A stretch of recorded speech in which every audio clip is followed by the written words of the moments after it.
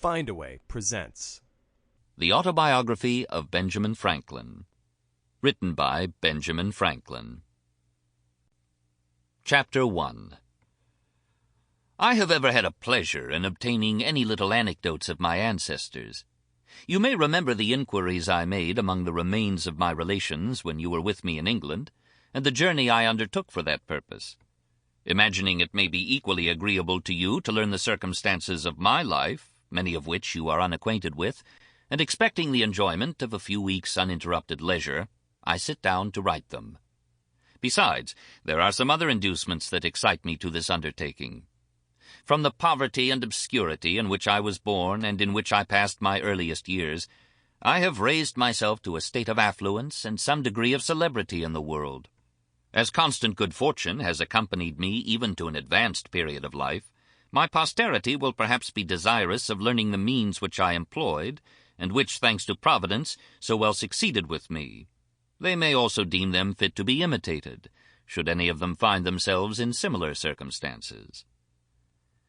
This good fortune, when I reflect on it, which is frequently the case, has induced me sometimes to say that, if it were left to my choice, I should have no objection to go over the same life from its beginning to the end, requesting only the advantage authors have of correcting in the second edition the faults of the first.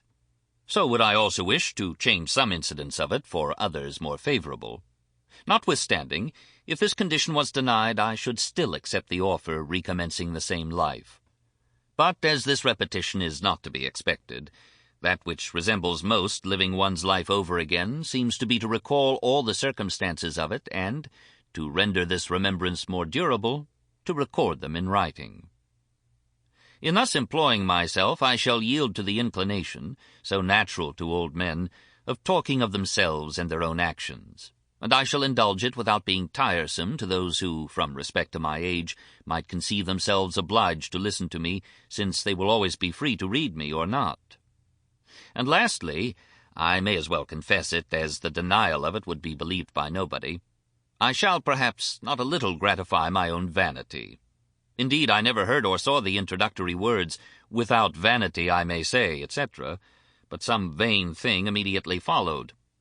Most people dislike vanity in others, whatever share they have of it themselves, but I give it fair quarter wherever I meet with it, being persuaded that it is often productive of good to the possessor and to others who are within his sphere of action.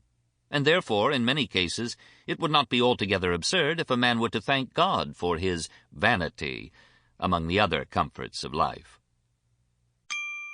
Sample complete. Ready to continue?